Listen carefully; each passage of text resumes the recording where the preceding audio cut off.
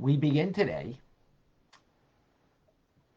book number 2, and we'll read the heading. It's written by the Alter Rebbe, and we'll get right into the topic at hand. Likutei Amarim, Chelik Sheni Hanikra B'Shem Chinuch Katan.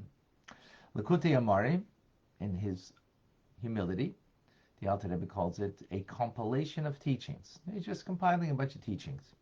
Part 2, whose introduction is entitled Chinuch Katan, which means the education of the child.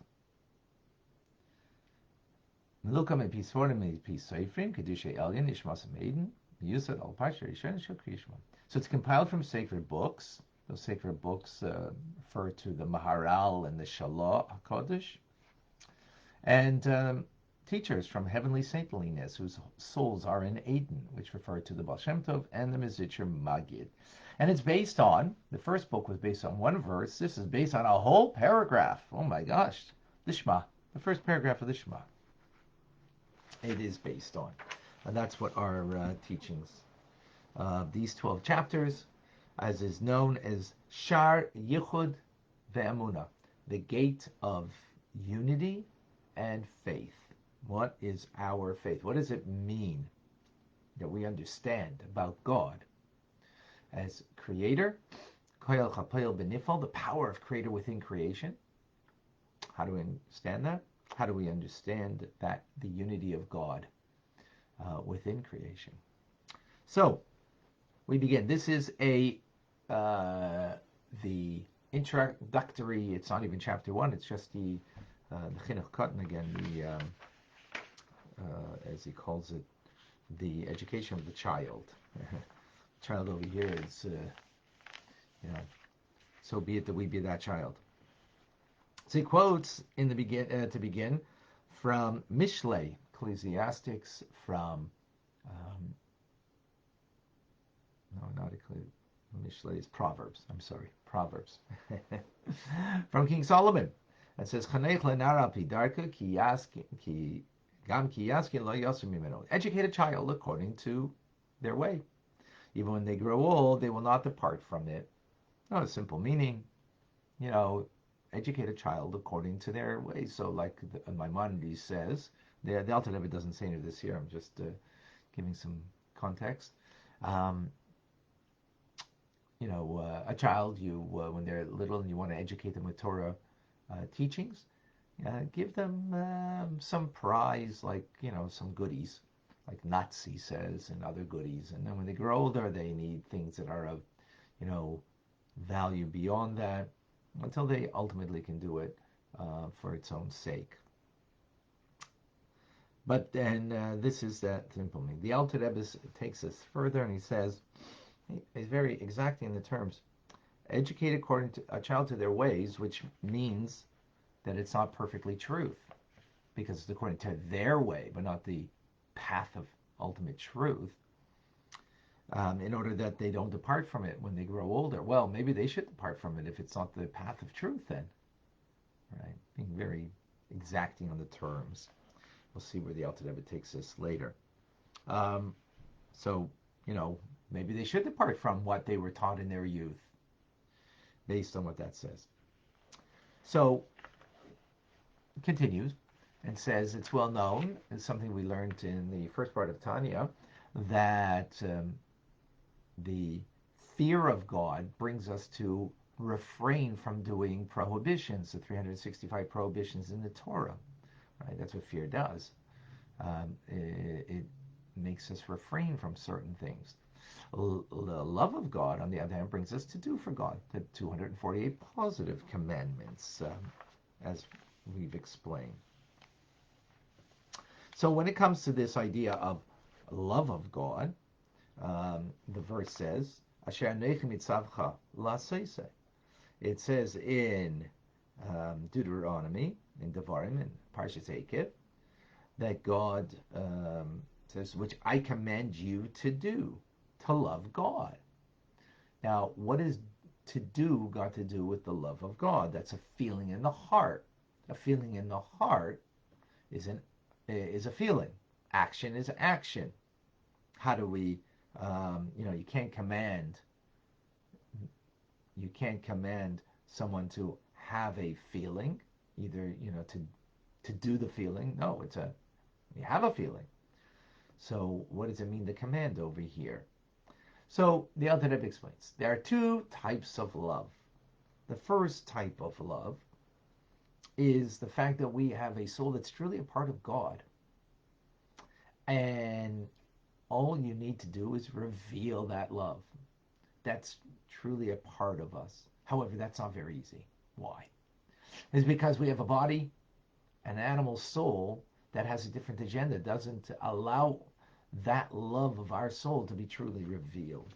So therefore, a person who truly is able to work through their animal soul, their body, and its agenda to truly make it transformed to such a degree that it doesn't at all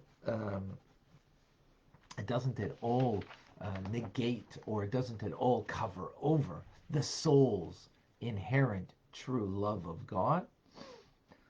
Then when a person reaches that, such an effort to put into engaging with themselves, they will have a true delight in God. This is a great love of the righteous. What is a righteous person? A righteous person is someone who has transformed the negative nature of their being, of the animal soul and the body that has its own agenda. They've transformed it, that it no longer is an obstacle for them in their lives. Think about it. We have an obstacle in our lives.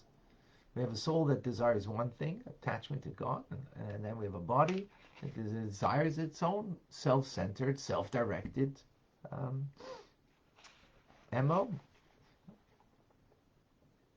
And we struggle between it. And that's what the Beinoni ultimately is, the struggle between the two realities within us, or two beings within us, two souls, animal soul, godly soul. But the righteous who have transformed it, so it's no longer an impediment. And therefore, what they can do is reveal the true natural love that they have of their soul that is truly bound up in one with God. Now, as the Alter Rebbe says, not everybody's privileged to attain such a love of God, because the intense refinement that you have to go through, and in addition to that, the great deal of Torah study and good deeds that you need to do to merit such a lofty level of the neshama, and we ain't getting there so quickly. We're not getting there so quickly. But that's the first kind of love. Second kind of love that every person can attain comes through meditation. It comes through contemplation. It comes through trying to reach our heart and the depth of our heart. Excuse me. Somebody at the door.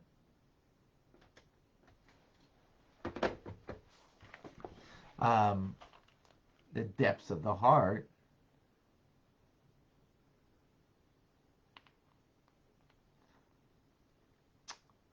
And what are you meditating upon? Well, if you recall in chapter 44, we spoke about meditating upon how much life is dear to us, and that God is our very soul and our very life. So you're meditating upon your relationship with God, that you are my soul, and just as I desire life, I desire you because you are my very life.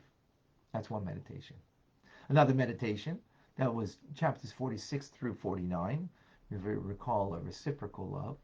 Then when we understand how God fills the world, encompasses the worlds, and everything before him is as nothing, that he is the only true reality.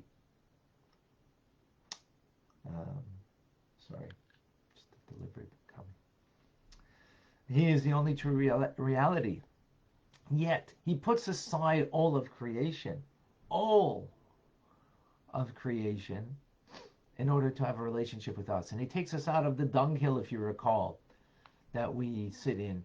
We in the filth of Egypt and enslavement and the negativity of such a place, a debased a world, and takes us out of there and brings us into his inner chamber to have a intimate relationship with Him, with a kiss, with a divine hug, to bring us close, to elevate us. And as water reflects a face, so does the heart of an individual to another individual. So we are aroused when we think and meditate upon this. Well, God, He puts aside all of creation just to have a relationship with me. In other words, the act of creator is not what's important to Him. What's important is the relationship He has with us. Puts that all aside in order to have that relationship with us.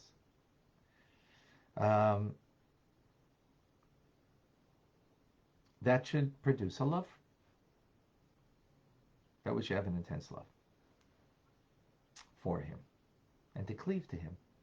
As we explained at great length, again, chapters 46 to 49, a deep and profound relationship with God.